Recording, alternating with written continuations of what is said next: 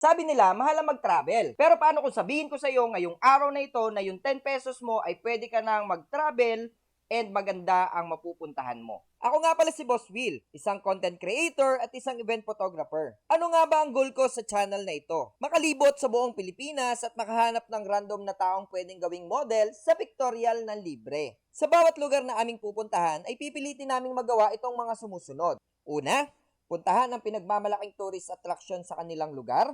Pangalawa, maghanap ng magiging model sa pictorial. At pangatlo, ay tikman ang pinakamasarap nilang pagkain sa kanilang lugar. Simple lang, di ba?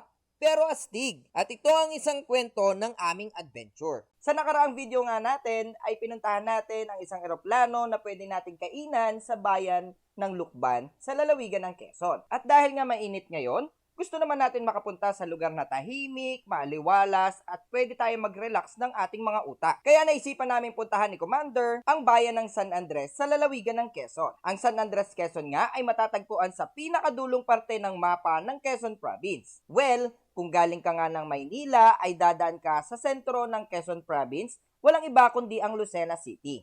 At mula nga sa Lucena City ay babiyahe ka around 3 to 4 hours para makarating sa lugar na ito. Madali lang naman ang daan papunta dito. Pupunta ka lang ng Mulanay, Quezon, around 15 minutes na lang ang biyahe ay makakarating ka sa crossing papunta sa San Andres at San Narciso, Quezon. Hindi ka naman maliligaw papunta sa lugar na ito dahil napakaraming sign na madadaanan mo sa may bandang kanan ng mga daan. Bago ka makarating sa lugar ay makakakita ka ng napakagagandang tanawin. Akala nga namin ni Commander ay ito na yung tinatawag nila na Makapaya Hills. Pero meron pala talagang sign na nakalagay pag papunta ka sa mismong hills.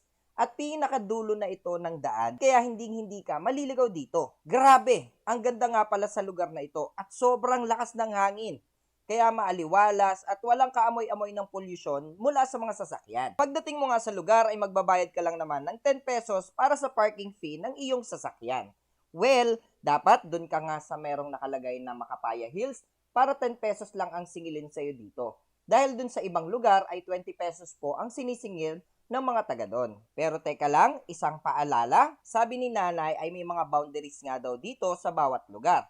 Ibig sabihin, dapat o may limitasyon lang ang lugar na pwede mong puntahan dahil pag lumagpas ka nga sa sinasabi nilang boundary, ay masisingilan ka nga ng mga nakakasakop dito.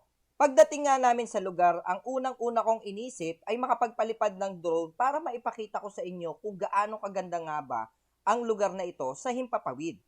Pero sobrang lakas pala talaga ng hangin dito. At kahit ako'y nahirapan makapagpalipad ng drone sa lugar na ito. Mag-iingat lang kayo at dapat may experience ka nga sa pagpapalipad ng drone dahil pwedeng mawala ang drone mo dito sa pagpapalipad. Grabe, habang nandun kami ni Commander ay ine-enjoy lang namin yung lugar, ine-enjoy lang namin yung hangin, and syempre, nire-relax lang namin ng utak namin.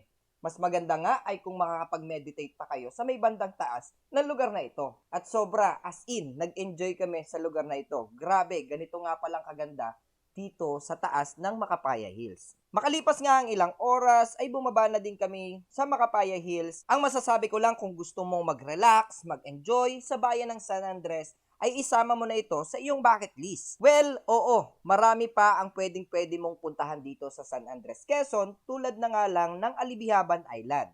And syempre, huwag kang mag-alala dahil magkakaroon din tayo ng travel video pag pumunta na tayo sa Alibihaban Island. Kaya, kung nakarating ka sa dulo ng video na ito, ay huwag mo nang kalimutang mag-click ng subscribe button at hit ang notification bell para updated ka sa mga videos na ginagawa namin tulad nito. Muli po, ako si Boss Will at magkita-kita ulit tayo sa susunod na video.